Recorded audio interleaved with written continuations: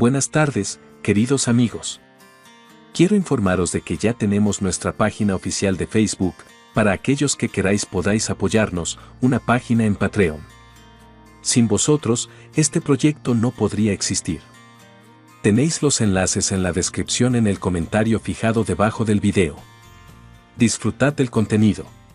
Me llamo José González y acabo de cumplir los 20 años. Anoche, mientras los invitados reían en el jardín durante mi fiesta de cumpleaños, mi padre me llevó a un rincón apartado del salón y me susurró al oído con una frialdad que me erizó la piel. Cuando esto termine y todos se vayan, vas a firmar unos documentos para tu tío Eduardo. Es solo un trámite administrativo, una simple formalidad para poner orden en los bienes familiares. Yo sonreí con la misma falsedad que él y asentí. Esperé a que volviera con sus socios y entonces me escabullí hacia la cocina. Allí, entre el ruido de los platos, abrí mi portátil y, con un pulso sorprendentemente firme, ejecuté la fase final de mi plan. Discretamente, terminé de formalizar la transferencia de toda mi herencia multimillonaria, legada directamente por mis abuelos, a un fideicomiso irrevocable de protección de activos. Fue un movimiento puramente preventivo, un muro legal invisible pero infranqueable. A la mañana siguiente, el ambiente festivo se transformó en un funeral prematuro. Mis padres y mi hermana menor descubrieron con horror que la casa de campo del lago, los ahorros acumulados durante décadas y todas las inversiones estaban blindados tras una estructura legal que no podían quebrar ni tocar. Mi padre, Gregorio, se puso pálido, como si le hubieran extraído la sangre de golpe. Mi tío Eduardo, que en su arrogancia ya había firmado un precontrato para vender una propiedad que jamás le perteneció, salió de la casa gritando por el móvil para llamar a su abogado de inmediato.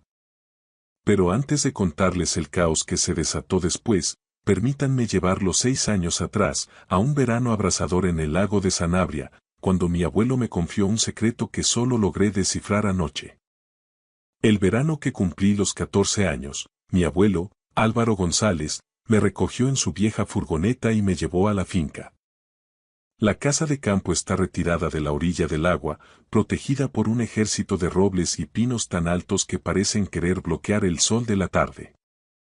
El porche está ligeramente hundido de un lado, dándole un aire de fatiga noble. La puerta mosquitera nunca encaja del todo bien, pero dentro, el aire siempre huele igual. A leña fresca, a libros antiguos y a una esencia dulce y persistente que, incluso hoy, soy incapaz de identificar. Agarra el otro extremo, José, me ordenó el abuelo aquella primera mañana, mientras levantaba un pesado poste de la valla. Y lo hice sin rechistar. Pasamos horas reemplazando 3 postes podridos en el límite sur de la finca. Él nunca tenía prisa, decía que el trabajo bien hecho requiere su propio tiempo. Me enseñó a detectar los puntos blandos de la madera presionando el pulgar con fuerza en la veta. Si la madera cedía, estaba acabada, por muy fuerte que pareciera por fuera. Fue mi primera lección sobre la integridad, aunque yo entonces no lo sabía. Al terminar, mi abuela Elena nos esperaba con té helado y unos bocadillos generosos en la mesa de la cocina, esa misma mesa robusta que el abuelo construyó con sus propias manos el año que se casaron. Ella solía leer en el porche y, al verme salir, siempre daba unas palmadas suaves en la silla vacía a su lado. Nos quedábamos allí, en un silencio cómodo, mirando cómo la luz sobre el lago se volvía dorada. Esta casa se queda en la familia, José, me soltó el abuelo esa última noche de agosto, mientras se sacudía el serrín de las manos curtidas. Pero escucha bien. La familia no siempre es una cuestión de sangre. Familia es quien aparece cuando hace falta, quien cuida lo que otros solo quieren gastar. Con 14 años, pensé que se estaba poniendo poético o que la edad le hacía divagar. No era así. Durante todo ese verano y los siguientes, volví al lago cada fin de semana. Aprendí los secretos de la casa. Por donde goteaba el calentador, qué ventana se atascaba con la humedad y cómo purgar los radiadores antes del invierno. En octubre, La abuela me enseñó a organizar su biblioteca por colores para que la estancia se sintiera más cálida en los días grises. El abuelo, por su parte, me llevó a recorrer los límites de la finca, señalándome las viejas estacas de hierro que él mismo había clavado para marcar lo que era nuestro. Yo no podía imaginar que, mientras me enseñaba a cuidar la madera, mi abuelo ya estaba en contacto con un abogado de Madrid, hablando específicamente sobre el futuro de ese lugar y sobre mí. Al regresar a nuestra casa en Pozuelo de Alarcón, el contraste era asfixiante. Nuestra residencia era impecable. 4 dormitorios amplios, un jardín perfectamente segado y un garaje que mi padre utilizaba como centro de operaciones para su negocio de suministros de construcción. Todo funcionaba, pero nada era acogedor.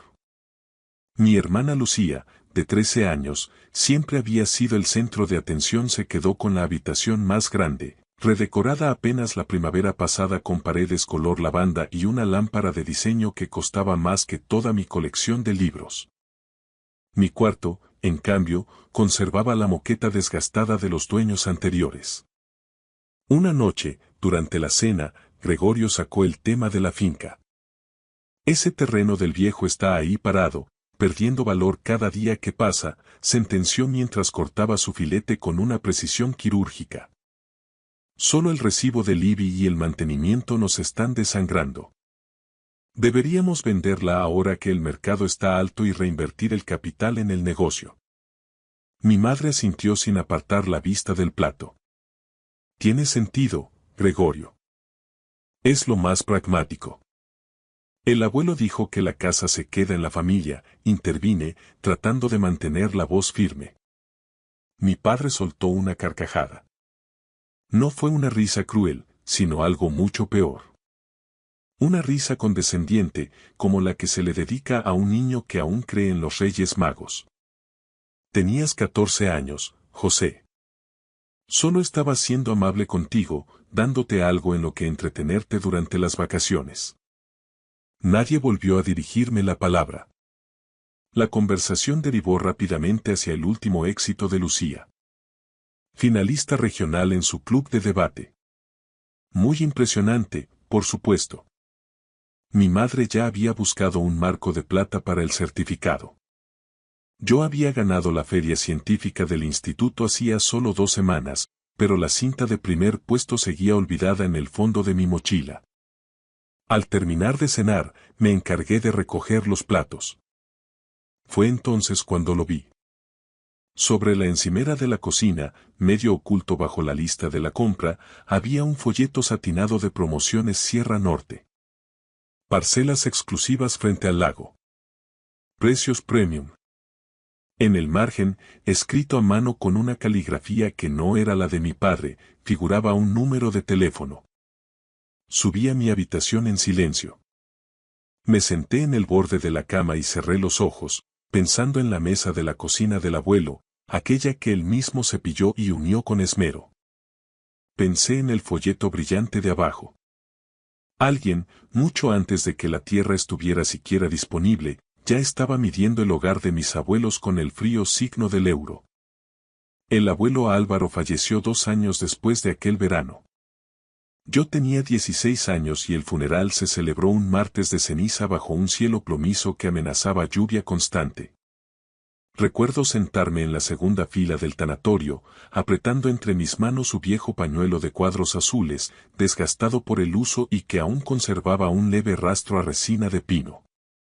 Durante el café posterior, observé a mi padre Gregorio y a su hermano Eduardo cerca de la mesa de los postres, hablando en susurros urgentes. Eduardo sujetaba con fuerza una carpeta de piel bajo el brazo mientras mi padre asentía mecánicamente a cada una de sus palabras. Logré captar una frase que Eduardo pronunció con frialdad profesional. Debemos mover esto rápido, antes de que la herencia se complique en la notaría con el proceso de testamentaría. Estaban planeando el desguace de la casa del lago mientras las flores del funeral aún estaban frescas. Yo apenas era un adolescente de 16 años, sin voz ni voto en los asuntos de los adultos, y no tenía la menor idea de que mi abuelo ya había previsto, con una precisión quirúrgica, exactamente ese momento de traición. Pasaron 2 años más de tensa calma. Mi abuela Elena enfermó gravemente en marzo y nos dejó en junio, justo cuando el calor empezaba a apretar en Madrid. La última vez que la visité en el hospital, me tomó la mano con una fuerza que me pareció sobrenatural para su estado. La casa es tuya, José, susurró con una lucidez cortante. Prométeme que no dejarás que la conviertan en cemento. Prométemelo. Lo prometo, abuela, le respondí, y sentí como su presión cedía mientras cerraba los ojos por última vez. Tras el entierro, la máscara de luto de Gregorio se desmoronó. Aquella misma tarde, sentado a la mesa de la cocina de Pozuelo, le dijo a mi madre: por fin podemos liquidar ese activo, ha sido una carga demasiado larga. Lo dijo con un suspiro de alivio, como si se hubiera liberado de un grillete y no de un legado. Esa misma noche, Eduardo llamó y mi padre se encerró en el garaje. Pude oírle caminar de un lado a otro sobre el cemento. Sí, Eduardo, estoy de acuerdo. Vamos a ponerlo en marcha mañana mismo. Su voz sonaba más ligera de lo que la había oído en años. En ese instante comprendí algo que se me clavó en el pecho como una losa. Para ellos, la muerte de mi abuela no era una pérdida irreparable, sino una oportunidad inmobiliaria. No lloré. En lugar de eso, tomé una decisión irreversible. Entre los 18 y los 20 años, la casa del lago de Sanabria se convirtió en mi fortín y mi rebelión silenciosa. Cada sábado, al alba, conducía mi viejo Seat de segunda mano, que había pagado euro a euro trabajando como socorrista en las piscinas municipales, hasta Zamora. Allí, me dediqué a mantener viva la memoria de mis abuelos. Arreglé la malla del porche, sustituí el aislante de la puerta trasera y barrí cada aguja de pino del tejado. El abuelo siempre decía que las goteras no empezaban con la lluvia, sino con el descuido. En Pozuelo, el lenguaje familiar mutó. La casa dejó de ser el hogar de la infancia de mi padre para convertirse en el activo familiar estratégico. Eduardo aparecía cada 2 por 3 con su portátil abierto en portales inmobiliarios, analizando precios por metro cuadrado. Un día, durante la comida, me atreví a preguntar: ¿qué pasa con el deseo de la abuela? Ella quería que yo conservara la casa. Mi madre dejó el tenedor sobre el mantel con una elegancia gélida. Tu abuela no estaba bien de la cabeza al final, cariño, me dijo con una sonrisa condescendiente. Esto es una cuestión de negocios, no de sentimientos. Negocios. Esa era la palabra que usaban para anestesiar su culpa. Al cumplir los 19, Gregorio se volvió más agresivo. En cuanto cumplas los 20, José, firmarás lo que haga falta y lo solucionaremos como una familia unida. Yo sabía perfectamente que aquello significaba a su manera o ninguna. La suerte cambió una tarde de noviembre mientras limpiaba el armario del pasillo de la finca. Tras unas mantas viejas que olían a naftalina, encontré un sobre amarillento con la letra firme de mi abuela Elena. Tenía mi nombre escrito en el frente. Dentro, encontré una tarjeta de visita. Marga Almagro, abogada. Fideicomiso Familiar González. Mis manos temblaron de pura adrenalina. La abuela sabía que yo sería el único con la paciencia suficiente para limpiar esos armarios. Ni mi padre ni Eduardo se habrían molestado jamás en tocar una manta vieja. 3 meses antes de mi 20º cumpleaños, me reuní con Marga en su despacho del centro de Madrid, un lugar que olía a papel antiguo, café recién hecho y seguridad jurídica. Marga, una mujer de unos 60 años con una mirada plateada y penetrante, fue directa al grano. Tus abuelos me contrataron hace 6 años para establecer un fideicomiso irrevocable. La propiedad, las cuentas y una carlosa de inversión significativa, con un valor total de unos 2.100.000 euros, fueron transferidas legalmente en vida. Tú eres el único beneficiario. Sentí un vértigo atroz. Marga me explicó que, al ser un fideicomiso constituido en vida, esos bienes nunca formaron parte de la masa hereditaria y, por tanto, no estaban sujetos a la voluntad de mi padre ni de mi tío. El título ya consta a nombre del fideicomiso en el registro de la propiedad, añadió, pasándome un documento donde mi nombre figuraba como sucesor legal. ¿Por qué no les dijeron nada? Pregunté, todavía en shock. Tu abuelo me dio una instrucción muy clara. Mis hijos pondrán el cartel de se vende antes de que se marchiten las flores de mi tumba. Pero el peligro era inminente. Marga me advirtió que alguien había estado solicitando notas simples en el registro sobre la finca durante el último mes. El domingo siguiente, Eduardo vino a cenar a casa y, tras el postre, se encerró con Gregorio en el garaje. Dejé la puerta entreabierta y escuché a mi tío con voz febril. Ya he apalabrado un precontrato con la promotora por 450.000 euros de adelanto. Pero para cerrar la operación, necesito que el título de propiedad esté limpio. ¿Cómo lo hacemos?, preguntó mi padre, con voz ansiosa. Mediante una escritura de aceptación y adjudicación de herencia, respondió Eduardo con suficiencia. Los viejos han muerto, nosotros somos los herederos directos. Registramos el cambio y vendemos de inmediato. Nadie va a sospechar nada. ¿Y José?, susurró Gregorio. Tiene 19 años, por Dios. No tiene medios ni conocimientos para impugnar nada. Para cuando cumpla los 20, la excavadora ya habrá entrado en la parcela.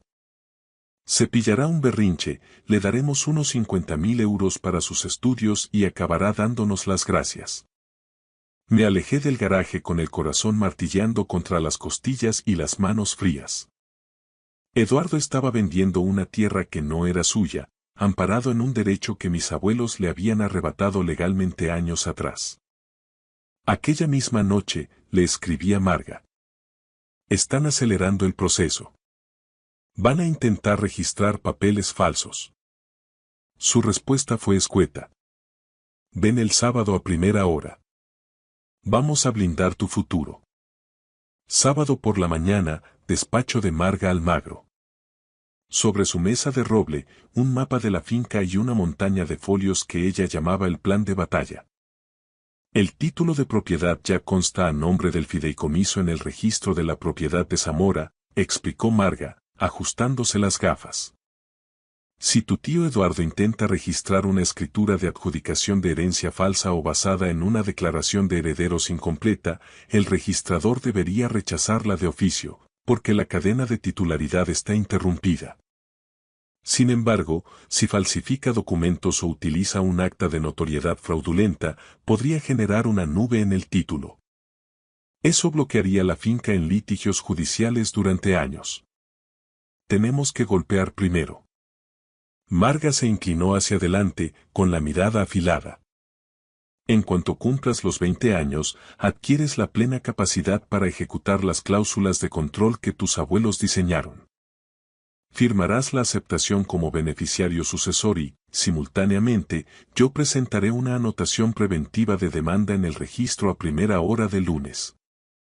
Eso congela la finca. A partir de ese segundo, cualquier intento de inscripción quedará bloqueado. Nadie podrá vender ni un solo metro cuadrado. Volví a Pozuelo con el corazón blindado. Gregorio me esperaba en la cocina, inusualmente animado, sirviéndose una copa de vino. Buenas noticias, hijo, dijo con una sonrisa que no le llegaba a los ojos. Te voy a organizar una fiesta de cumpleaños por tus 20. Toda la familia vendrá el sábado noche. Es una cifra importante, la entrada en la verdadera madurez. Hay que celebrarlo por todo lo alto. Forcé una sonrisa y asentí. Mi padre planeaba mi fiesta como una distracción. Mi tío Eduardo planeaba vender mi legado a mis espaldas. Y yo sonreía porque sabía que, en 9 días, iba a dejar que creyeran que su estafa estaba saliendo a la perfección. Fue una tortura mantener el silencio durante esa semana. En las cenas, mientras hablaban de logística y de invitados, una parte de mí quería estallar y gritarle. Papá, lo sé todo. Sé lo del garaje, lo de la promotora y lo de tu traición. Pero las palabras de Marga resonaban en mi cabeza. Si les avisaba, buscarían una grieta legal, una forma de esquivar el fideicomiso antes de que yo pudiera actuar. El silencio era mi única arma. 5 días antes de mi cumpleaños, mi madre me pidió que la acompañara al jardín. Usó esa voz suave, su voz de hablemos como adultos racionales. José, ahora que vas a ser un hombre de 20 años, hay decisiones patrimoniales que debemos tomar en bloque, como una familia unida. La Casa del Lago es un pozo sin fondo. El IBI, los seguros, las reparaciones estructurales. El negocio de suministros de tu padre está pasando por un bache financiero serio. Si vendemos ahora, podríamos liquidar las deudas y asegurar tu futuro y el de Lucía. La abuela quería que yo me la quedara, repetí, manteniendo la voz plana. Su rostro cambió al instante. La máscara de dulzura dejó paso a una impaciencia cortante. Tu abuela era una sentimental, José. Se dejó llevar por la nostalgia, pero la nostalgia no paga las facturas del banco ni las nóminas de los empleados. En ese momento, Gregorio apareció por la puerta del porche. Ya he tenido contactos preliminares con un comprador serio.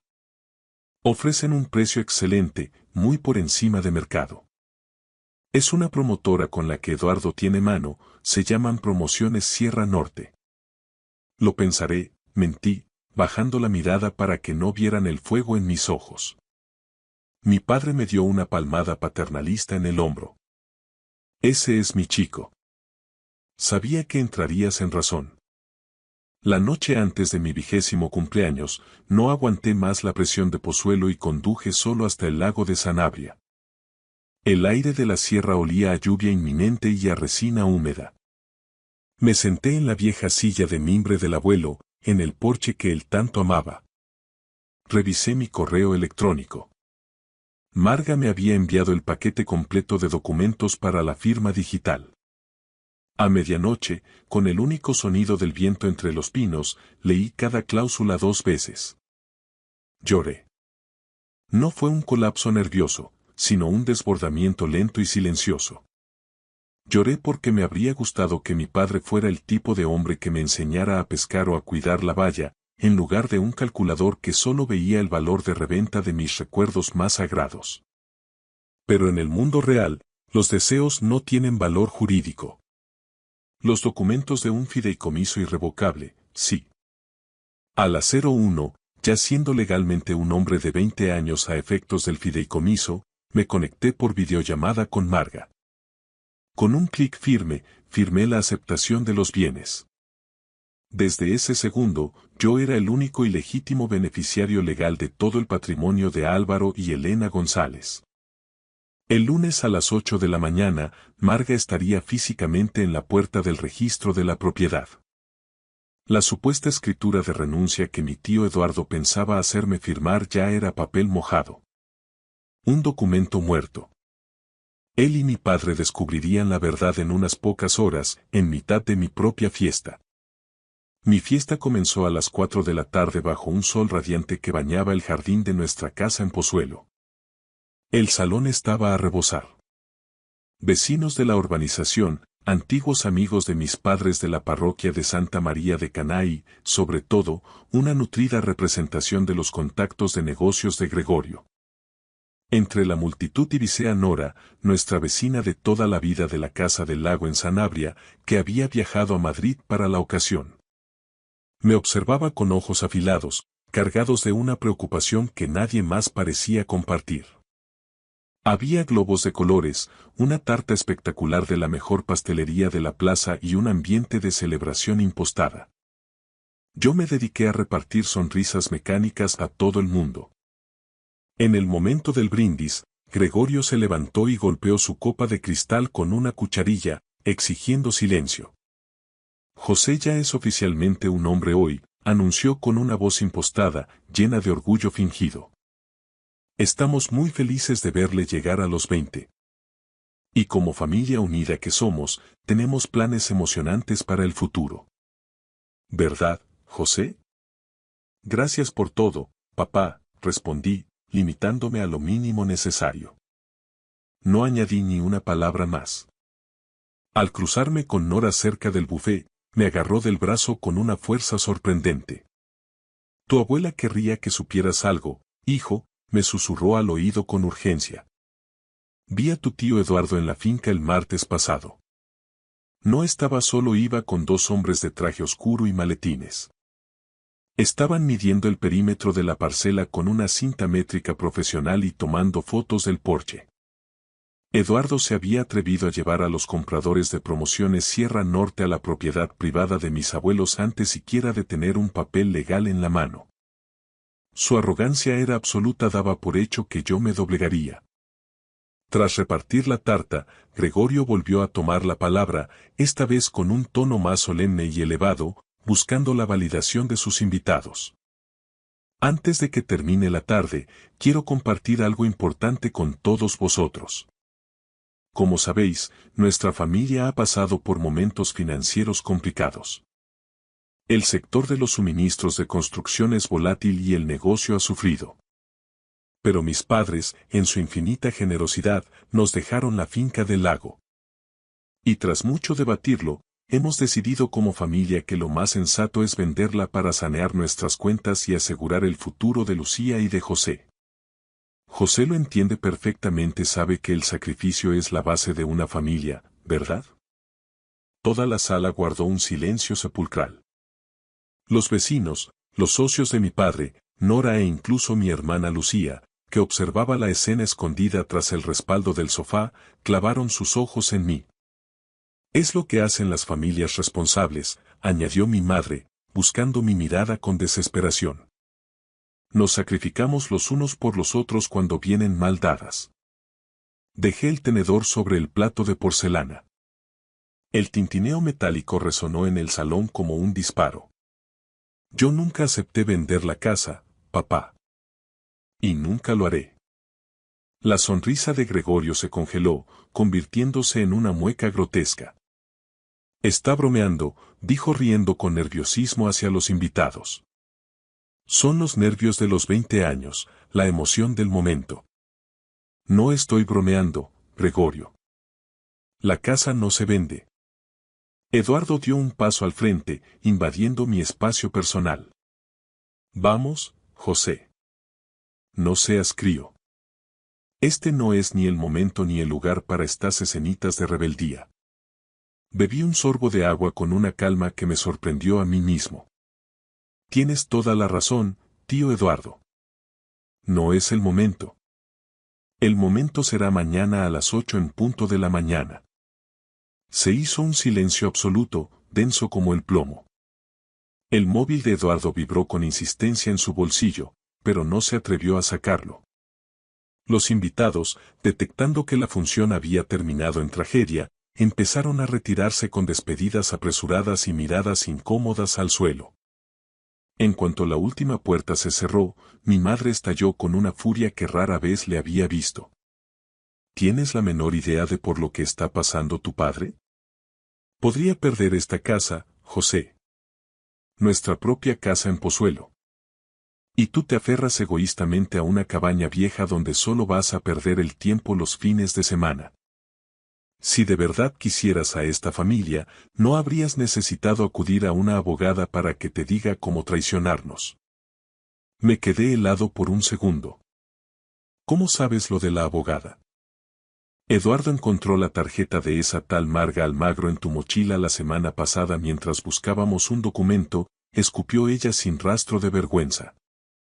Habían estado registrando mis cosas personales, violando mi privacidad en mi propia habitación. Nora, que seguía parada en el umbral de la puerta, intervino con voz firme. Ese chico tiene todo el derecho del mundo a asesorarse legalmente, Elena. No es un delito proteger lo que es suyo. Esto es un asunto estrictamente familiar, Nora. Le gritó mi madre girándose furiosa. Haz el favor de marcharte. Al final, nos quedamos los 5 solos en la penumbra del salón. Gregorio cerró la puerta de la cocina con un golpe seco. Escúchame bien, José. Mañana a primera hora, Eduardo y yo vamos al registro de la propiedad. Vamos a presentar la escritura de adjudicación de herencia que ya tenemos preparada. La casa se vende esta misma semana. Recibirás tu parte, esos 50.000 euros para tus estudios, y seguiremos adelante como si este desplante nunca hubiera ocurrido. ¿Y si me niego a firmar cualquier otro papel? Si decides luchar contra nosotros, estás solo, sentenció mi padre con una voz gélida que cortaba el aire. Se acabó el pago de la matrícula de la universidad. No volverás a vivir bajo este techo ni un solo día más. Considera si una casa vieja vale tanto como tu familia. ¿Me estás amenazando con echarme a la calle el mismo día de mi 20º cumpleaños? Te estoy pidiendo que elijas ser parte de este proyecto común. Soy parte de esta familia, papá. Soy la única parte que ha decidido cumplir las promesas que se le hicieron a los muertos. Subí a mi cuarto sin mirar atrás. Gregorio creía que su hora límite eran las 9 de la mañana, cuando abriera la oficina del registro. Lo que no sabía era que Marga Almagro ya tenía su estrategia lista para las 8, y que para cuando él llegara al mostrador, la finca de Sanabria ya sería, legal y definitivamente, inalcanzable para sus deudas. A las 8 de la mañana, las puertas del registro de la propiedad se abrieron puntualmente. Marga Almagro fue la primera en cruzar el umbral. Con la profesionalidad de quien lleva décadas lidiando con conflictos sucesorios, presentó el acta de aceptación del fideicomiso y la solicitud de anotación preventiva. El registrador, tras verificar la firma digital y la escritura original de mis abuelos, selló los documentos. El muro legal estaba levantado. A las 8:14, mi móvil vibró con un mensaje de Marga. Misión cumplida. El bloqueo es total. Cualquier documento que intenten presentar después de este minuto será rechazado de oficio. A las 9:05, Eduardo y Gregorio entraron en la misma oficina, rebosantes de una confianza tóxica. Eduardo deslizó una supuesta escritura de adjudicación de herencia sobre el mostrador con un asentimiento de suficiencia. La funcionaria comenzó a teclear el número de finca registral, pero su expresión cambió al instante. Se detuvo, frunció el ceño y consultó la pantalla 2 veces. No puedo proceder con la inscripción de este documento, señores, dijo con voz plana. Esta finca consta a nombre del fideicomiso familiar González desde el año 2020. Además, hay una anotación preventiva de demanda presentada hace apenas una hora. La titularidad no coincide. Eso es imposible. Estalló Eduardo, golpeando el mostrador. Mis padres eran los dueños legítimos y nosotros somos los herederos directos según la ley. Caballero, el título fue transmitido legalmente al fideicomiso en vida de los titulares hace 6 años. Si desean más información, deberán ponerse en contacto con la administradora de la entidad. Una tal Marga Almagro. Eduardo se quedó lívido. El color desapareció de su rostro dejando una máscara grisácea. Gregorio, por primera vez, miró a su hermano con una chispa de duda y rabia. Dijiste que esto era un trámite sencillo, Eduardo. Eres agente inmobiliario, por el amor de Dios. ¿Cómo no se te ocurrió pedir una nota simple actualizada antes de comprometerte con la promotora? A las 9:22, recibí la llamada. Mi padre estaba en el parking del registro, gritando fuera de sí, con el ruido del tráfico de fondo. ¿Qué es lo que has hecho, José? Has ido a nuestras espaldas, conspirando con una abogada para robarnos lo que nos pertenece. No he robado nada, papá, respondí con una calma gélida. Simplemente he aceptado formalmente lo que el abuelo Álvaro y la abuela Elena decidieron dejarme a mí, y solo a mí. Nada más. Es la propiedad de mis padres. Soy su hijo y tenían la obligación moral de dejármela. No, papá, dije, sintiendo una punzada de tristeza. No te la dejaron no porque no te quisieran, sino porque no confiaban en ti para protegerla. Sabían que la tratarías como una moneda de cambio y no como un hogar. Ese silencio fue el más largo y pesado de mi vida. colgó sin decir una palabra más. Poco después, recibí una llamada de un tal Carlos Borrego, representante legal de Promociones Sierra Norte. Su tono era el de un hombre acostumbrado a ganar. Tenemos un contrato firmado con Eduardo González. Él nos garantizó un título limpio y la entrega inmediata de la parcela. Mi tío nunca fue el dueño legítimo de esa tierra, le interrumpí. La finca pertenece a un fideicomiso blindado y yo soy el beneficiario único. La casa no está en venta, ni ahora ni nunca. Borrego suspiró al otro lado de la línea. Entiendo. En ese caso, iniciaremos acciones legales inmediatas contra el señor Eduardo González por incumplimiento de contrato, daños y perjuicios, y retención de fianza. Marga me confirmó algo todavía más grave poco después. El sello de la notaría que Eduardo había usado en su borrador de escritura era una imitación burda. Mi tío, en su desesperación por cerrar la venta y cobrar su comisión, había incurrido en una falsedad en documento público, un delito penal que en España acarrea penas de cárcel. Gregorio llegó a casa a las 2 de la tarde, con los hombros hundidos y la mirada perdida. Se sentó en el sofá, derrotado por su propia ambición. Voy a perder esta casa de Pozuelo, José, confesó con la voz quebrada. El banco me reclama una deuda de 180.000 euros de un préstamo personal que avalé con el negocio. La tienda está en quiebra técnica. Esa finca era nuestra única salida de emergencia. Ayúdanos, hijo, suplicó mi madre, con lágrimas en los ojos. Somos tu familia. La casa del lago nunca fue vuestra salida de emergencia, dije con firmeza. Fue el último refugio que los abuelos construyeron para que su legado no fuera devorado por las deudas de otros. Solo tienes 20 años. Gritó mi padre en un último arrebato de impotencia. ¿Para qué quieres una finca vieja en Zamora? No se trata de lo que yo quiera, papá. Se trata de respetar la voluntad de quienes trabajaron toda su vida para levantar ese lugar. Puse a Marga en altavoz para que escucharan la realidad jurídica. Ella fue contundente. Cualquier intento de impugnar un fideicomiso irrevocable constituido hace 6 años les costará más en costas judiciales de lo que vale la propia finca. No tienen ninguna posibilidad legal. Desistan ahora antes de empeorar su situación. Eduardo llamó a casa horas después, al borde de un ataque de nervios. La promotora le exigía la devolución de los 45.000 euros de la señal, más una penalización por daños. Me van a denunciar por estafa y falsedad, gritaba por el auricular. Gregorio le cortó en seco. Falsificaste el sello del notario, Eduardo. Tras un balbuceo incoherente de su hermano, mi padre sentenció. Eso es un delito, Eduardo.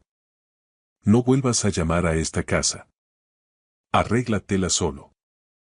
En las 3 semanas siguientes, las piezas del dominó cayeron con una fuerza devastadora. Eduardo perdió su licencia de agente inmobiliario y se enfrenta a una investigación penal que podría acabar en prisión. Gregorio tuvo que vender el negocio a pérdidas para negociar una quita con el banco y salvar, a duras penas, nuestra casa de Pozuelo. Mi madre, tras años de inactividad, tuvo que volver a trabajar en una farmacia de guardia. Regresé a la casa del lago un sábado de abril, cuando los cerezos empezaban a brotar. En un doble fondo del escritorio del abuelo, encontré una carta que Marga me había pedido que leyera solo cuando todo terminara. Decía: José, sé que mis hijos intentarán vender este lugar antes de que la tierra de mi tumba se asiente. No les guardo rencor, pero Gregorio nunca aprendió a distinguir entre lo que tiene precio y lo que tiene valor. Te elegí a ti porque fuiste el único que, aquel verano de los 14 años, preguntó si el tejado necesitaba un parche antes de preguntar cuánto valía la hectárea. Cuídala. Ella te cuidó a ti primero. Me matriculé en la Universidad de Salamanca para estudiar ciencias ambientales. En el formulario de residencia, por primera vez en mi vida, escribí con orgullo la dirección de la Casa del Lago. Es mi hogar oficial. Meses después, me reuní con mis padres en una cafetería de Madrid. Terreno neutral. Os quiero, les dije, mirándoles a los ojos. Pero la casa no se vende. Jamás.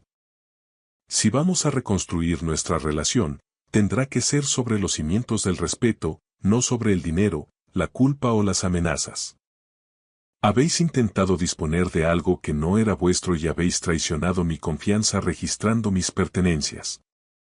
Mi madre guardó un silencio sepulcral. Gregorio miraba el fondo de su taza de café. No sé cómo empezar a arreglar este desastre, admitió él. No tienes que arreglarlo todo hoy. Te llamaré el domingo, respondí, dándoles una oportunidad que ellos no me dieron a mí. Lucía vino a verme al lago poco después. Comimos pizza en el porche, viendo el atardecer sobre el agua. Yo no sabía que las cosas estaban tan mal, dijo ella en voz baja. ¿Crees que yo también era parte del problema? Eras una niña, Lucía. No elegiste que te convirtieran en la favorita para justificar sus planes. Se apoyó en mi hombro y, por primera vez en años, no hablamos de dinero, de deudas o de herencias. Hablamos de si el muelle necesitaba tablas nuevas para este verano. La casa no solo había protegido la tierra, había creado un espacio de verdad donde podíamos empezar de nuevo, lejos de la codicia. No siento que haya ganado a mi familia. No se gana cuando la gente que debería protegerte es la que intenta destruirte. Pero cumplí mi promesa. Mis abuelos vieron venir la tormenta mucho antes que yo y construyeron el refugio perfecto. No pudieron cambiar la naturaleza de mis padres, pero se aseguraron de que yo tuviera tierra firme bajo los pies. Literalmente. Hola a todos. Un poco de su atención antes de pasar a la historia de hoy. Hemos creado nuestra página oficial de Facebook y los invitamos a seguirnos allí para disfrutar de más relatos. Además, para quienes deseen y puedan ayudarnos, los invitamos a apoyar nuestro canal en Patreon. Gracias a su apoyo, este canal puede seguir existiendo. Dejamos los enlaces de Facebook y Patreon en la descripción del video y en el comentario fijado. Y ahora, disfruten de la historia. Vi a mi esposa arrastrar un saco de basura industrial hacia el agua a las 3:11 de la madrugada y no hice nada para detenerla. Debería haber gritado. Debería haber corrido por la orilla, haberla agarrado del brazo y exigido saber qué había en ese maldito saco y por qué estaba con el agua hasta los tobillos en el embalse de San Juan, sumergida en la oscuridad absoluta de un lunes de octubre. Debería haber hecho cualquiera de las cosas que se supone que hace un marido cuando ve a su mujer haciendo algo que le hiela la sangre. Pero no lo hice. Me quedé petrificado detrás de un grupo de encinas a unos 40 metros de la orilla, observando a través de los huecos de la corteza rugosa. No dije nada porque mis piernas no respondían, estaban ancladas al suelo como pilares mal fraguados. Mi voz no salía. Alguna parte de mi cerebro, esa que controla el pensamiento racional y que durante 22 años me ha servido para detectar fallos estructurales en edificios municipales, se había desconectado por completo. Había sido sustituida por un terror único, pulsante y devorador que me susurraba. Estás viendo a Elena deshacerse de algo que nunca debería ser encontrado. El saco pesaba. Ella estaba luchando contra la gravedad y el fango. Elena García mide 1,68 m, pesa 64 kilos y es fuerte para su tamaño. Años de lidiar con mastines de 40 kilos sobre las mesas de exploración en la clínica veterinaria le han dado una resistencia fibrosa. Pero lo que hubiera en ese saco negro estaba poniendo a prueba sus límites físicos. Tenía ambos brazos envueltos alrededor del bulto, la espalda peligrosamente doblada, los pies resbalando en el lodo traicionero de la orilla. Entonces gruñó. Fue un sonido que nunca le había oído a mi mujer en 23 años de matrimonio, un sonido de esfuerzo bruto, animal, que pertenecía a un muelle de carga y no a la orilla de un embalse madrileño. A las 3:11, finalmente, empujó el saco al agua.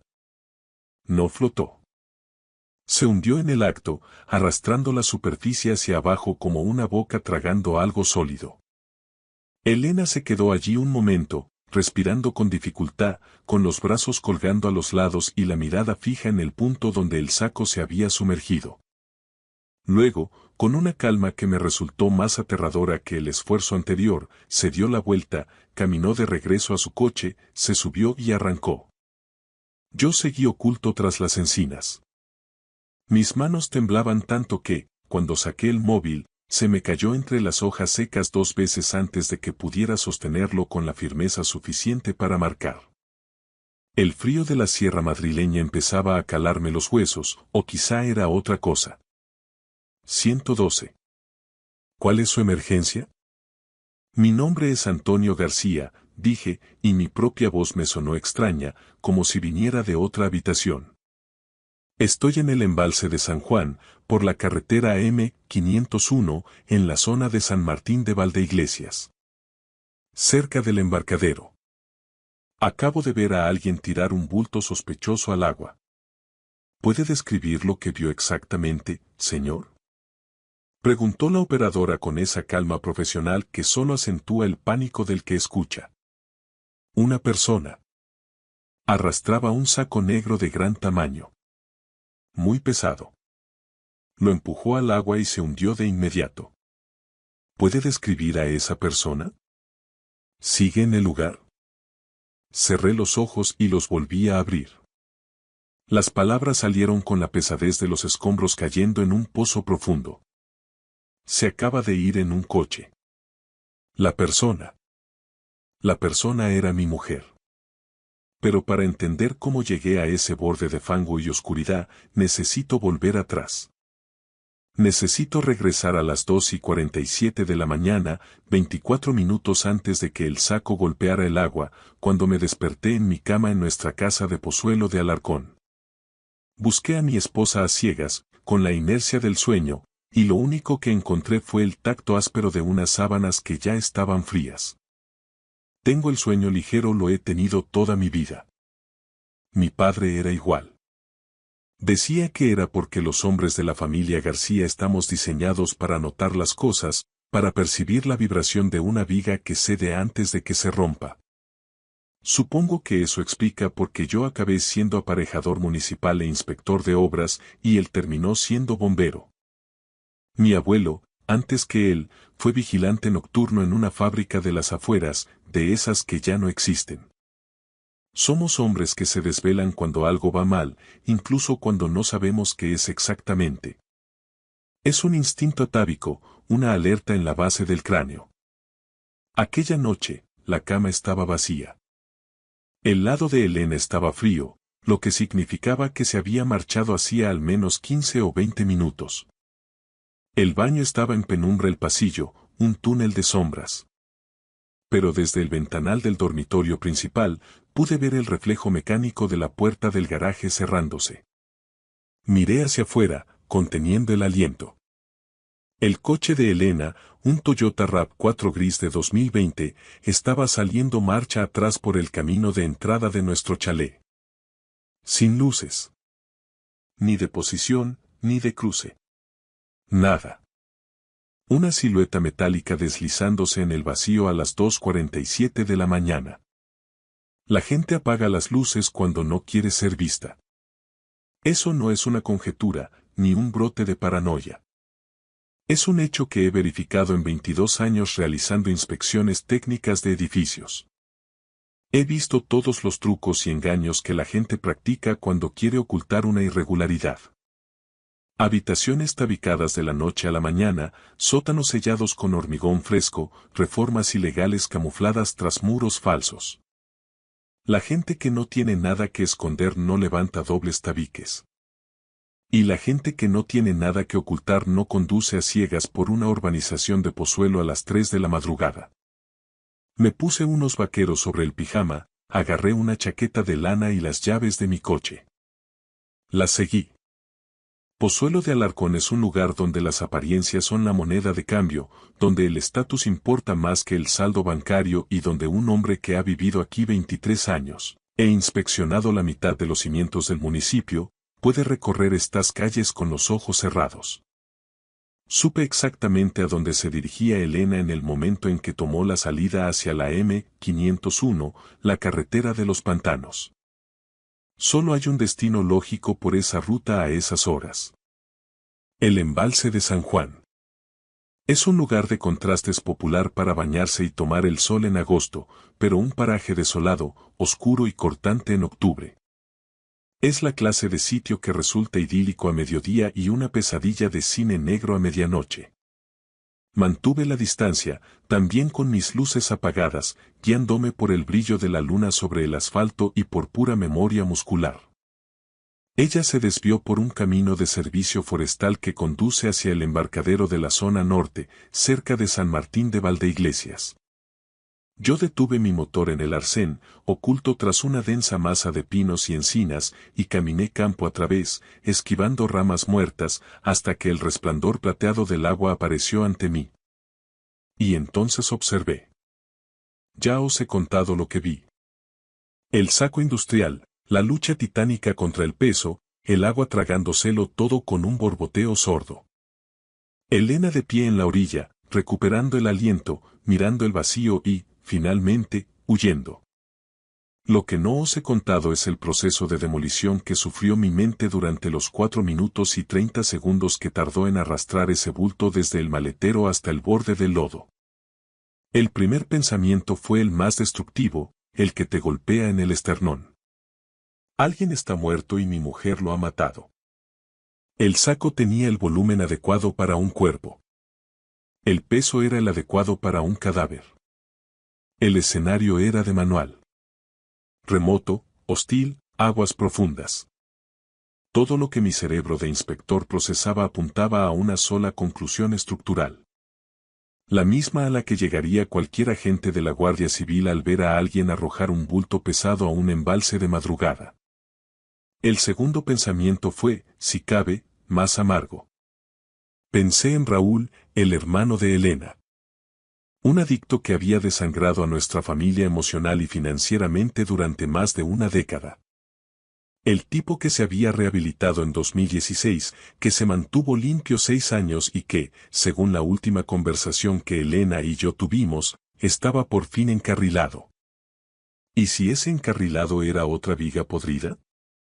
¿Y si Raúl se había metido en un lío definitivo y Elena estaba, una vez más, limpiando sus desperdicios? Ella siempre lo había hecho. Había pasado su vida adulta recogiendo los pedazos rotos de su hermano. El tercer pensamiento fue el que me obligó a marcar el 112. Fue una cuestión de integridad técnica. Si mi esposa había cometido una atrocidad y yo, habiéndolo presenciado, guardaba silencio, me convertía automáticamente en un pilar cómplice. Si lo que sea que hubiera en ese saco, sea lo que sea que Elena hubiera hecho, la verdad tenía que ser desenterrada. No por falta de amor, sino porque el silencio me convertiría en el tipo de persona que he pasado toda mi carrera denunciando.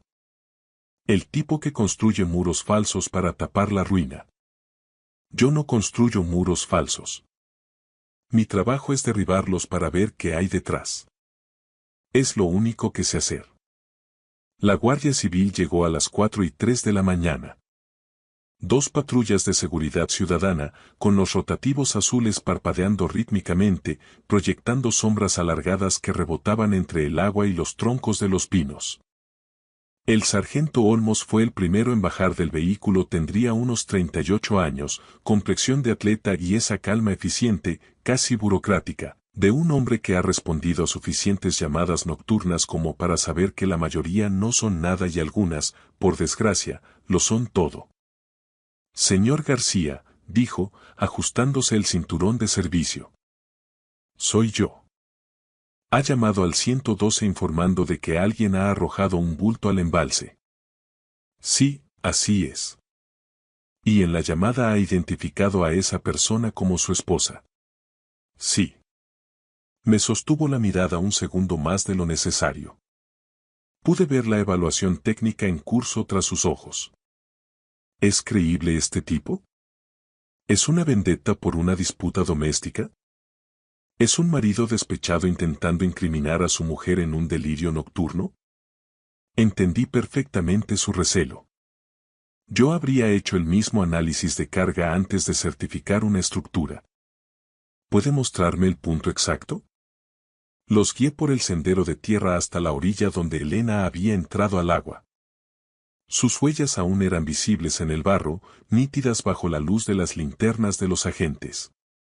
El dibujo de una zapatilla deportiva, probablemente una talla 38, hundiéndose profundamente, lo que delataba el peso muerto de lo que fuera que arrastraba. El rastro iba desde el final del camino de servicio hasta la lámina de agua en una línea recta y decidida. Era el camino de alguien que no estaba improvisando, era un vector ejecutado con precisión. Ella ya había estado aquí antes. Sabía exactamente dónde el fondo descendía con rapidez. Olmos no perdió el tiempo. Pidió por radio la intervención del GEAS, Grupo Especial de Actividades Subacuáticas. Sabía que los buceadores tardarían en llegar desde su base, así que se volvió hacia mí, bloqueando el viento con su cuerpo. Señor García, necesito que me aclare algunos puntos mientras esperamos a los especialistas. Lo entiendo, sargento. Pregunte. ¿Cuándo vio a su esposa por última vez antes de este incidente? A las 10:30 de la noche. Cenamos algo ligero y vimos el telediario juntos, como siempre. Ella se retiró a la habitación sobre las 11, dijo que estaba cansada. Yo me quedé en el salón leyendo unos expedientes de obra hasta la medianoche. Cuando me acosté, ella parecía dormir.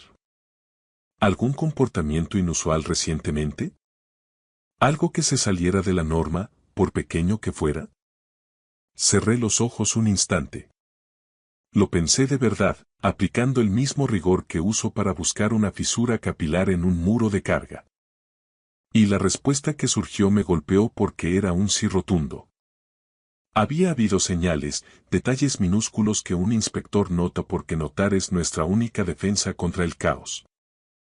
Elena llevaba meses distraída, como si su mente estuviera en otra frecuencia.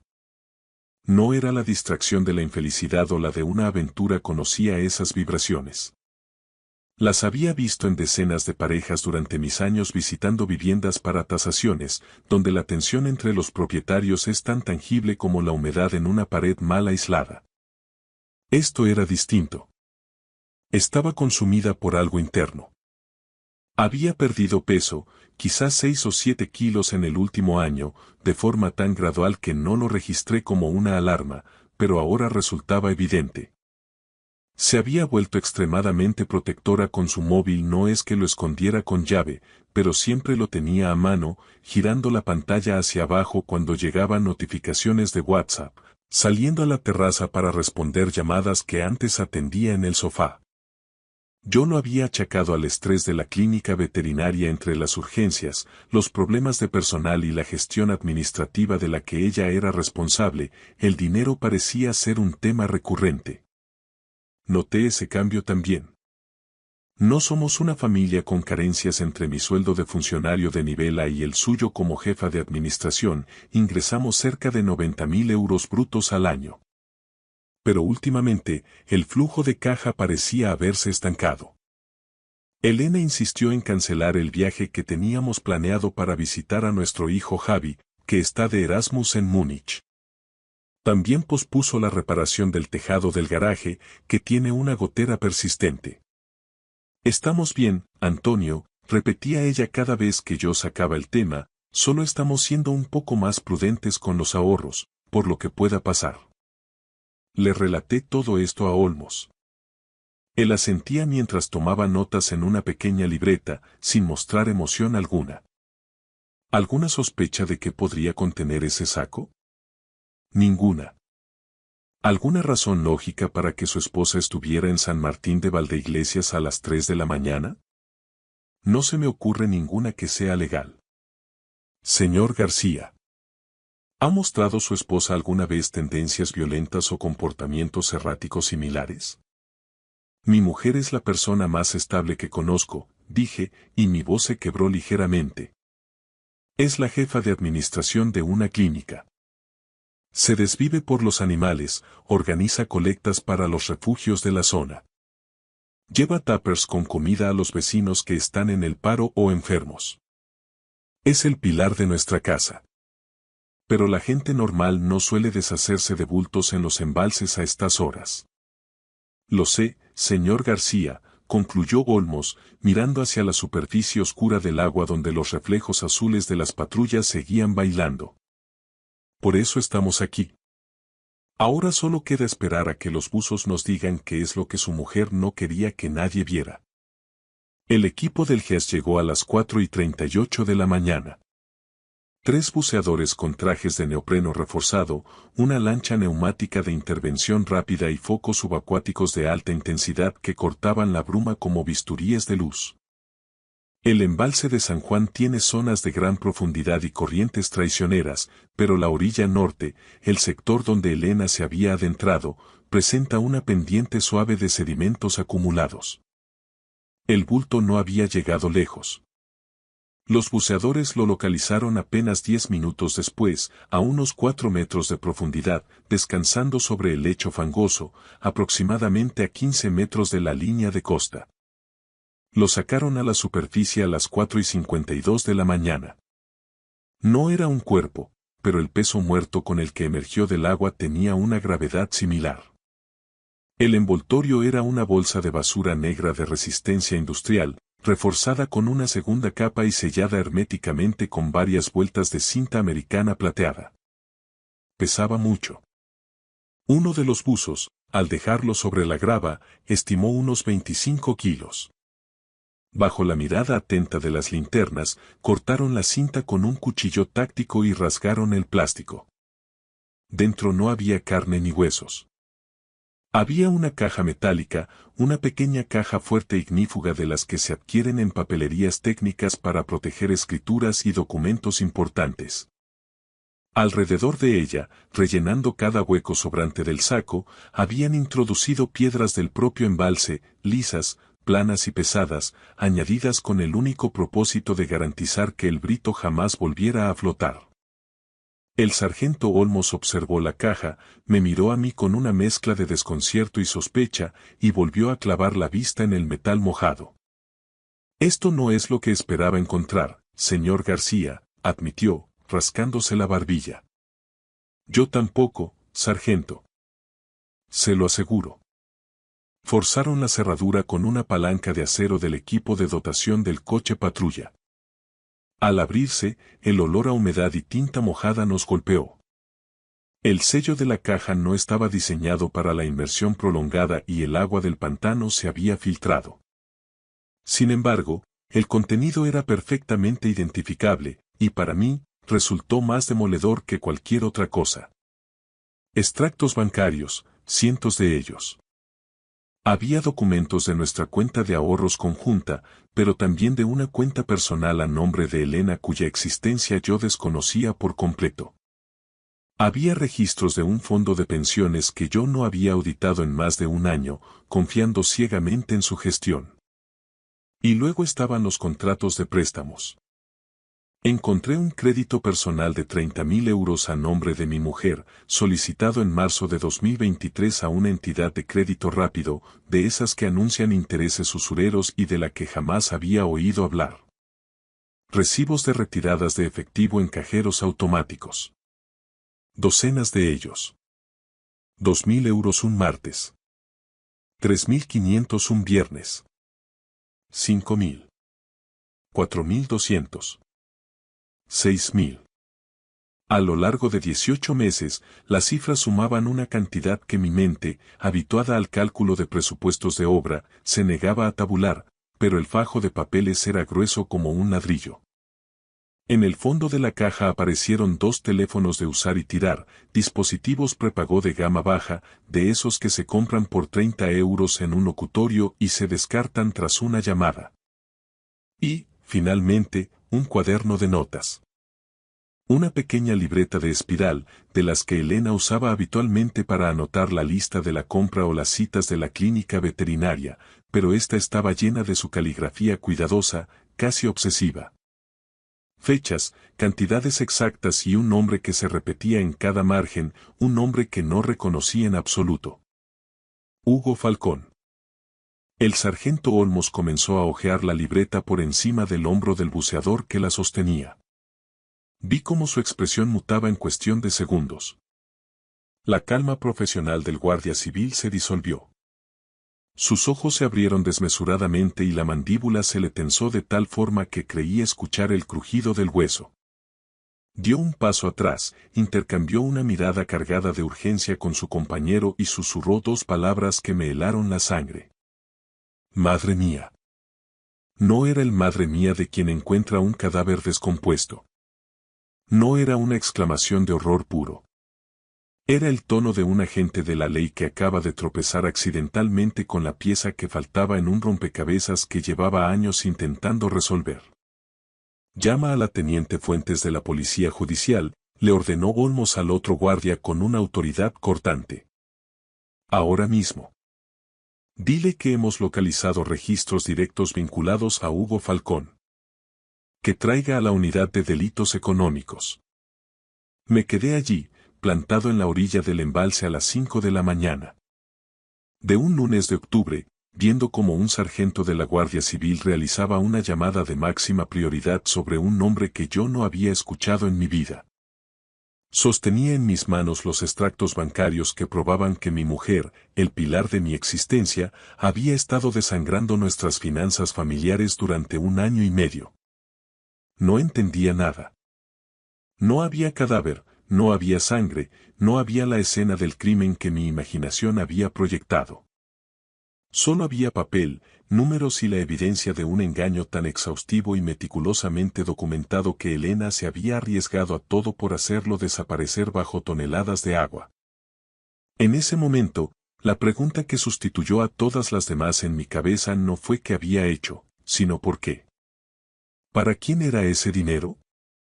¿Qué clase de estructura estaba sosteniendo Elena que requería tal nivel de secretismo y sacrificio? Como inspector, sé que cuando un edificio colapsa, no siempre es por un terremoto, a veces es una carcoma silenciosa la que devora los cimientos durante años hasta que ya no queda nada que salvar. Y Elena me había ocultado la carcoma.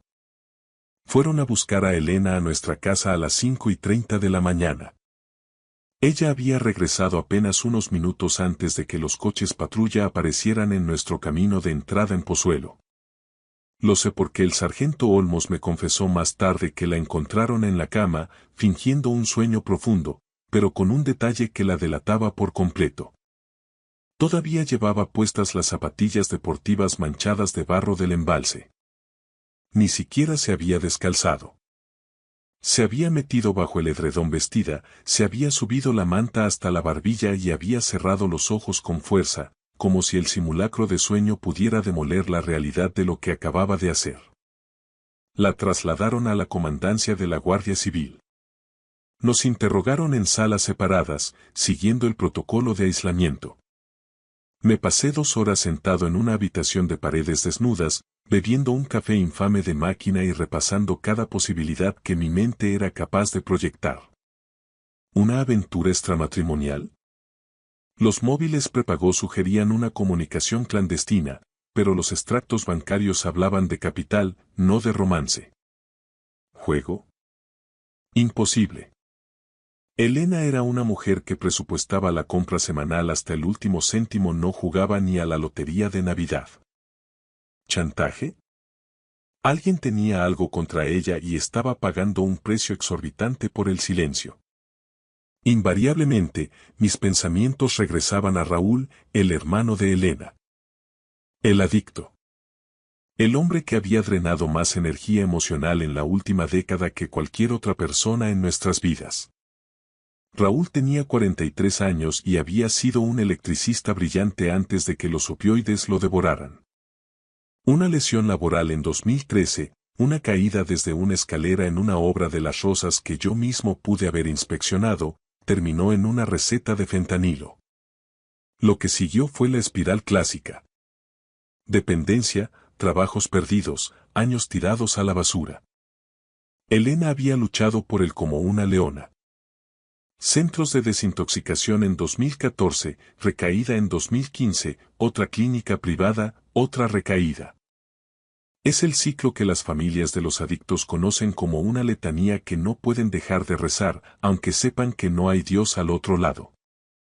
Y entonces, en 2016, algo pareció encajar. Raúl se limpió. Consiguió un empleo, un piso modesto, empezó a reconstruir su dignidad. En aquel entonces, Elena me pidió prestados 15.000 euros de nuestro fondo común para ayudarle con la fianza y las herramientas. Acepté a regañadientes, por ella. Cuando Raúl falló en el primer pago, lo confronté con la frialdad de quien certifica una ruina técnica. Le dije que no iba a seguir alimentando su autodestrucción. Le juré a Elena que ni un solo euro más de nuestro patrimonio iría a parar a manos de su hermano. Ella asintió, con la mirada baja. O eso quise creer yo. Raúl estuvo limpio 6 años. Tiempo suficiente para que yo bajara la guardia. Tiempo suficiente para dejar de preguntar a Elena por él, porque la respuesta era siempre un lacónico «está bien, Antonio». Tiempo suficiente para que yo olvidara la verdad fundamental sobre la adicción. Limpio no significa curado. Significa en espera. A las 7:15 de la mañana, entró en la sala la teniente Ana Fuentes, de la Policía Judicial. Era una mujer de unos 45 años, menuda pero de una intensidad eléctrica, con la energía enfocada de quien ha pasado años armando un sumario y acaba de recibir la pieza maestra a las 5 de la mañana. Se sentó frente a mí y abrió una carpeta de cuero. Señor García, necesito que sea completamente sincero conmigo. Llevo 2 horas siendo brutalmente sincero conmigo mismo, teniente. Tendrá lo mismo de mi parte. Lo que voy a decirle es difícil. Pero quiero que sepa algo. No hay cadáver. No hay un asesinato. No es el tipo de crimen que usted imagina. ¿Entonces qué es? Pregunté, sintiendo cómo se me secaba la garganta. Su esposa ha estado realizando pagos a un individuo llamado Hugo Falcón durante 18 meses. La suma total, según la contabilidad que ella misma guardaba en la caja fuerte, asciende a unos 94.000 euros. La cifra me golpeó con la violencia de un camión de gran tonelaje saltándose un semáforo.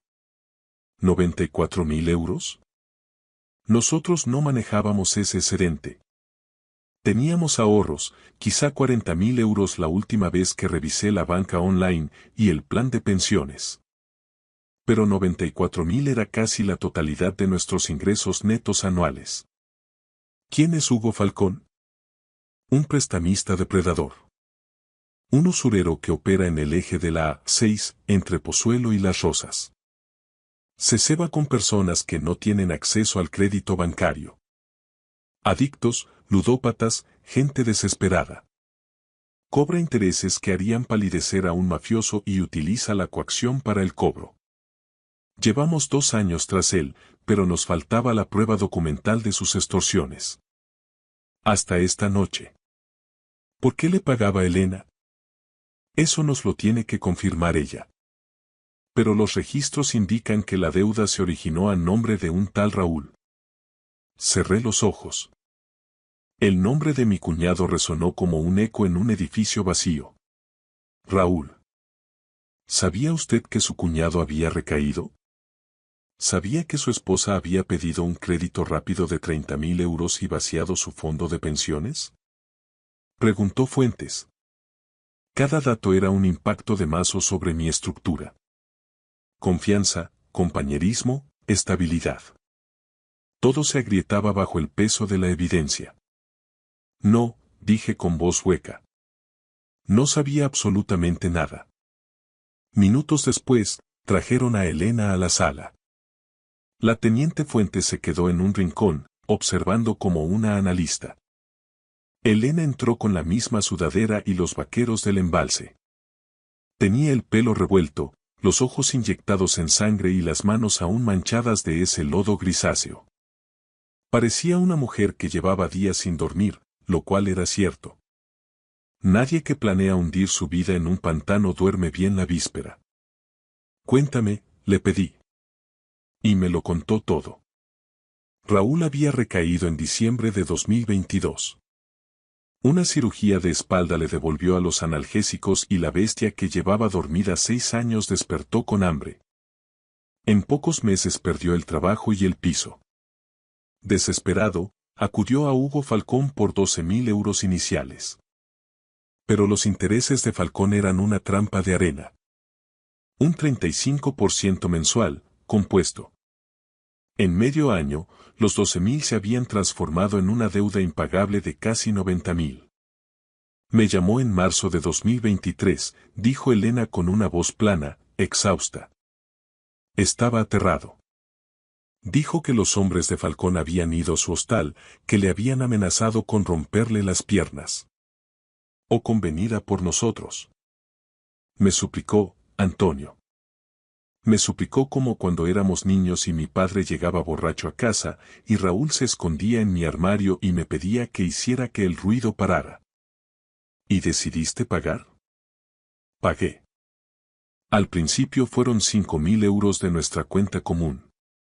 Me convencí de que sería algo puntual, que él se limpiaría y yo repondría el dinero antes de que lo notaras.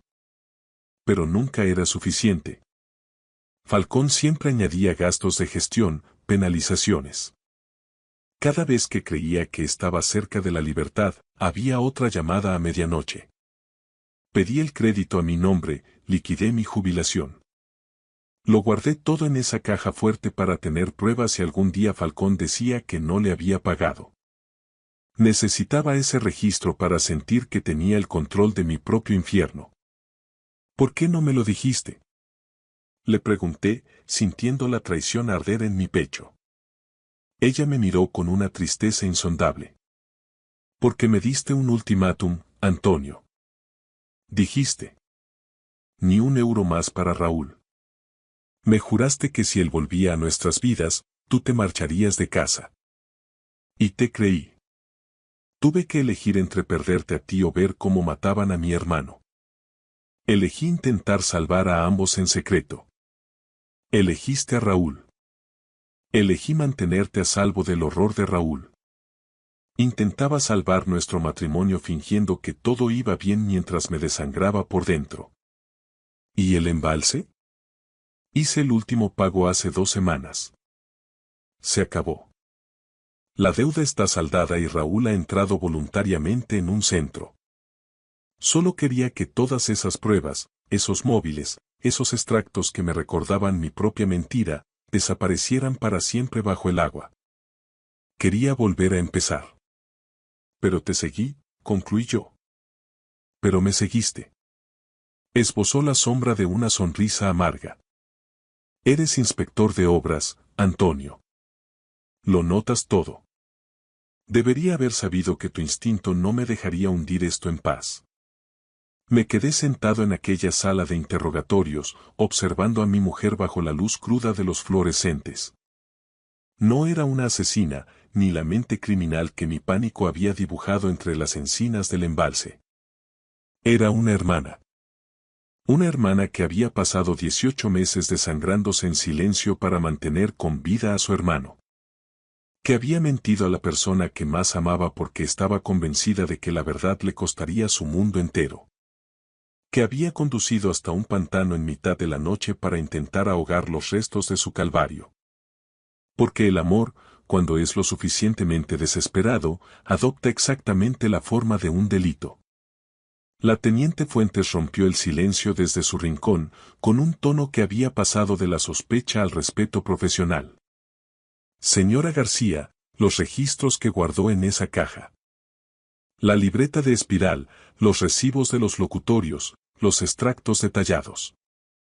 Esos documentos radiografían la red de usura de Hugo Falcón con una precisión que nunca habríamos obtenido por infiltración.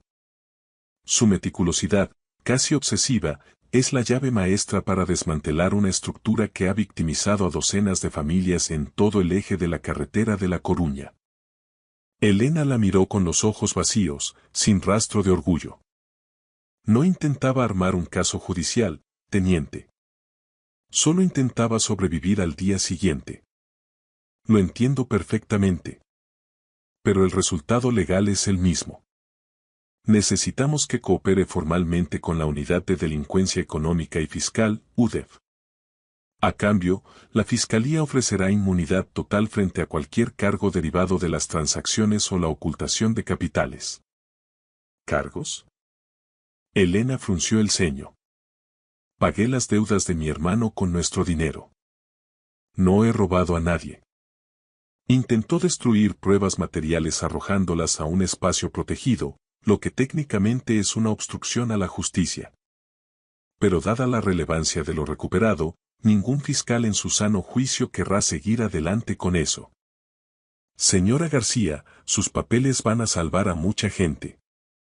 Gente como su hermano, explotada por un depredador que se alimenta de la desesperación ajena. Elena se volvió hacia mí, buscando un ancla. Antonio. Coopera, dije, y mi voz sonó más firme de lo que me sentía. Cuéntales hasta el último céntimo. Es la única forma de que este muro termine de caer. Y lo hizo. Durante las siguientes 3 semanas, Elena se convirtió en la testigo estrella de la teniente Fuentes. Pasó mañanas enteras mapeando el organigrama de Hugo Falcón. Su libreta era un tesoro forense. Nombres, fechas, importes exactos y coordenadas que vinculaban al usurero con otras 14 víctimas en Pozuelo, Majadahonda y Las Rosas. Los teléfonos prepago que ella había guardado, en lugar de destruirlos, proporcionaron el rastro de llamadas y mensajes que la Guardia Civil nunca había podido rastrear. Hugo Falcón fue detenido el 5 de noviembre de 2024 en su chalet de una urbanización de lujo en la finca. Se le imputaron delitos de usura, extorsión, blanqueo de capitales y 14 cargos de explotación financiera. En menos de una semana, 7 de sus víctimas perdieron el miedo y se presentaron como acusación particular. Elena compareció ante el juez de instrucción en diciembre. Estuvo magnífica. Serena, técnica, precisa. Las mismas habilidades organizativas que la habían convertido en la gestora impecable de la clínica veterinaria la transformaron en la contable más peligrosa que un criminal como Falcón hubiera podido encontrar. El fiscal jefe describió sus notas como la documentación más exhaustiva sobre préstamos depredadores que ha visto nunca esta audiencia. Cada euro estaba trazado, cada amenaza, fechada. Raúl entró en el centro de desintoxicación el 20 de octubre, apenas 6 días después de la noche del embalse. Lo llevé yo mismo, con Elena en el asiento de atrás, a una clínica especializada en la Sierra de Guadarrama. Ella pasó la primera hora de trayecto llorando en silencio, la segunda sumida en un sueño letárgico y la tercera mirando el paisaje de pinos por la ventanilla. Yo no abrí la boca. No había nada que mi voz pudiera aportar que el peso del silencio no estuviera comunicando ya. En el vestíbulo del centro, Raúl nos esperaba. Tenía ese aspecto gris y deslavado de los adictos en activo. Una delgadez fibrosa, la piel como papel de fumar y ese vacío vidrioso tras las pupilas al que uno nunca se acostumbra del todo. Al ver a Elena, se rompió. Ella corrió hacia él y se fundieron en un abrazo en mitad de aquel pasillo que olía a desinfectante y a café barato. Yo me quedé junto a la puerta automática, observando la escena con la mirada de un inspector que evalúa un siniestro total. Raúl me miró por encima del hombro de su hermana. Lo siento, Antonio. De verdad. Lo sé, Raúl. No quería que ella pasara por esto. Ya lo sé. ¿Vas a dejarla? Me preguntó de repente, con una voz pequeña, casi infantil. Miré a ese hombre.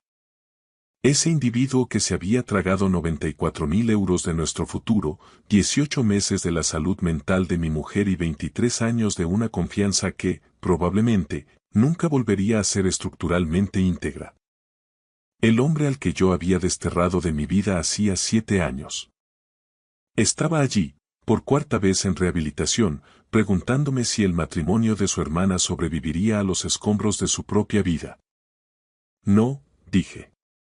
No voy a dejarla. No lo dije porque tuviera una certeza absoluta. Lo dije porque Elena estaba allí y necesitaba esa viga de apoyo para no derrumbarse. En ese momento, ser el hombre que ella necesitaba era más urgente que ser el hombre que yo sentía ser. Alguien herido, confundido y agotado. Como aparejador, sé que marcharte de una obra en pleno colapso es el equivalente a demoler el edificio con gente todavía dentro. Yo no soy un demoledor. Yo soy inspector.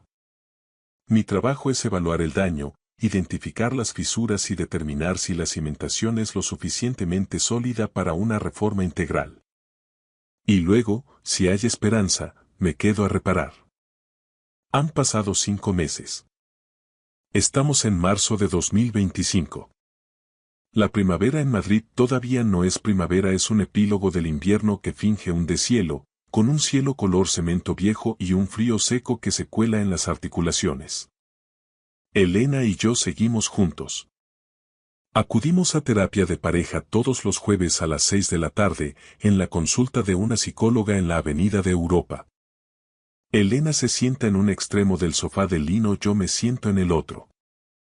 El espacio entre ambos se mide en apenas unos palmos, pero a veces parecen kilómetros de páramo. Pasamos 50 minutos a la semana intentando acortar esa distancia. Algunas sesiones son esperanzadoras. Hablamos de lo que pasó, diseccionamos el porqué y el cómo, y avanzamos.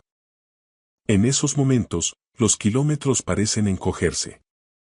Otras semanas, en cambio, nos limitamos a sentarnos en un silencio denso.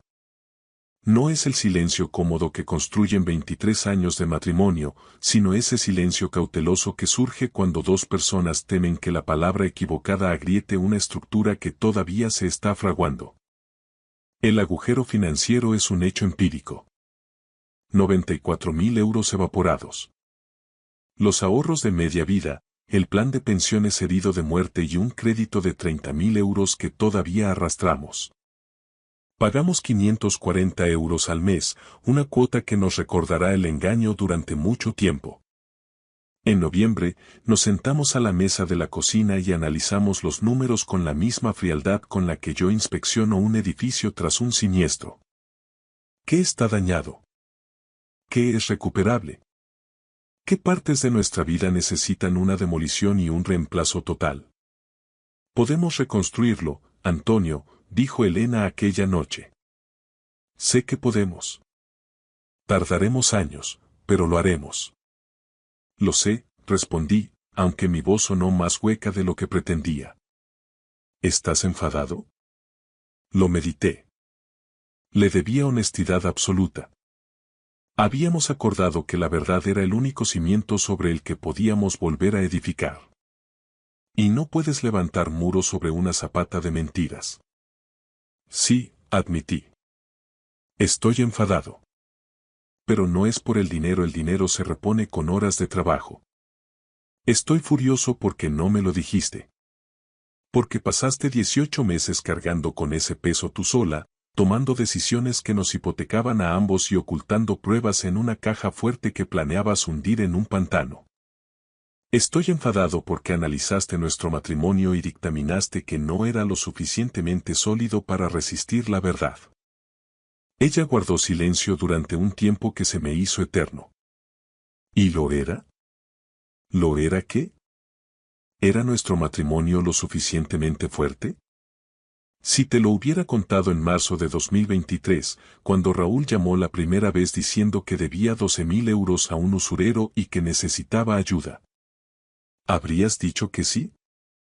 La miré fijamente. Mi mujer, la niña que había protegido a su hermano de un padre alcohólico, la mujer que había pasado su madurez intentando salvar a ese mismo hermano de su propia sombra, y la esposa que había intentado protegerme a mí del conocimiento que habría puesto a prueba nuestros cimientos. No, fui sincero. Habría dicho que no. Te lo advertí en 2017. Mi paciencia con Raúl se había agotado. Exacto. Y si te lo hubiera dicho y tú te hubieras negado, y a Raúl le hubieran roto las piernas o lo hubieran matado porque yo respeté tu límite. Su voz tembló. No sigas, la interrumpí, pero ella no se detuvo. Necesito decirlo, Antonio. Si a Raúl le hubiera pasado algo por mi inacción, nuestro matrimonio se habría derrumbado igual. No por él, sino porque yo nunca me lo habría perdonado. Estarías casado con una mujer que se odiaría a sí misma cada mañana al despertar. No respondí porque tenía razón. Que su lógica fuera dolorosa no la hacía menos cierta. Y la comprensión es el primer paso en el largo camino de la rehabilitación. Raúl lleva limpio 5 meses. Sigue en el centro de la Sierra de Guadarrama. Llama a Elena todos los domingos. A mí me llama el primer día de cada mes.